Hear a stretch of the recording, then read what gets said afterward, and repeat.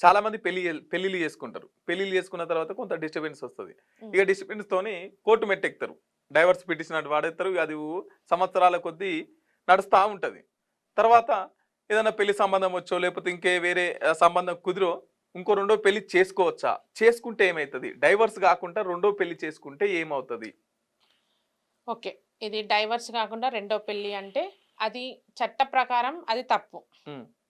ఎందుకంటే, first wife నీకు బ్రతికి ఉంది ఫస్ట్ వైఫ్ ఉండగానే, హుహు. మీరు సెకండ్ మ్యారేజ్ చేసుకోవడం అది నేరం కిందనే పరిగణనకి వస్తది. హ్మ్. సో, అంటే తను అంటే ఆ మ్యారేజ్ అనేది మీకు వాలిడ్ అవ్వదు. హ్మ్.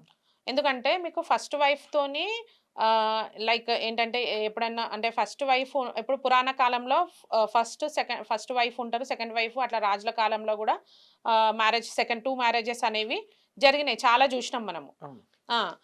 ఆ తర్వాత 1947 తర్వాత మనకేంటంటే ఈ మనకి ఈ లా ప్రకారంగా అయితే ఫస్ట్ ఒక మ్యారేజ్ చేసుకున్నాక ఒక వైఫ్ ఉన్నాక సెకండ్ మ్యారేజ్ చేసుకోవడం అది నేరం కిందనే పరిగణనకొస్తది. సో, ఏంటంటే ఇప్పుడు వైఫ్ హెల్త్ ఇష్యూస్ వల్ల కారణంగా లేదా పిల్లలు పుట్టే కారణం అంటే పుట్టలేకపోవడం. పుట్టలేకపోవడం వల్ల సో, ఇంకేమైనా ప్రాబ్లమ్స్ ఉంటే తను ఫస్ట్ వైఫ్ అంగీకారంతో నువ్వు సెకండ్ మ్యారేజ్ చేసుకోవచ్చప్పుడు.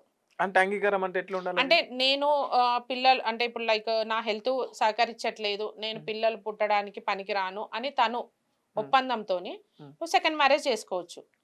And okay. తను ఒప్పుకోలేదనుకోండి అప్పుడు మీరు చేసుకోవడానికి వీల్లేదు. అంటే ఒకవేళ భార్య అగ్రీ అయితే సెకండ్ పెళ్లి చేసుకోవచ్చు. అది ఏ ప్రకారంగా ఆ!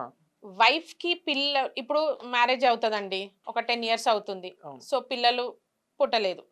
సో, తనకి ప్రాబ్లమ్ ఉంది. సో, డాక్టర్స్ కూడా తనకింకా పిల్లలు అయ్యే ఛాన్సెస్ లేరు ఆ! అని చెప్పడం వల్ల సో, అప్పుడు ఆ డెసిషన్ తీసుకోవచ్చు మీరు. ఓకే. సో, సెకండ్ మ్యారేజ్ తను ఒప్పుకుంటేనే అది గూడా. ఓకే. తను ఒప్పుకుంటేనే మీరు చేసుకోవచ్చు. తను ఒప్పుకోకుండా మాత్రం మీరు చేసుకోవడానికి లేదు. And at the same time మీకు ఒకవేళ డైవర్స్ గిట్లా అప్లై చేసిండ్రనుకోండి. హ్మ్. డైవర్స్ పిటిషన్ ఏదైనా పెండింగ్ ఉంది కోర్ట్‌లో మాకు. ఇంకా డైవర్స్ రావడానికి లేట్ అవుతుంది అన్నా గూడా మీరు సెకండ్ మ్యారేజ్ చేసుకోవడానికి రైట్స్ లేవు. ఓకే. ఎందుకంటే మరెట్లా చేసుకున్నారనుకో ఏళ్ళకేండ్లు కోర్ట్‌ల చుట్టూ తిరుక్కుంటూనే సో, ఉండాలంటారా? అప్పుడు మీరు సెటిల్‌మెంట్ లేదా ఏదన్నా గ్రూప్‌గా మీ చుట్టాలు, వాళ్ళ ఓకే. చుట్టాలు ఒక ఒప్పందానికొచ్చి, సో, మీ లైఫ్ ఇదవుతుంది, తన లైఫ్ ఇదవుతుంది.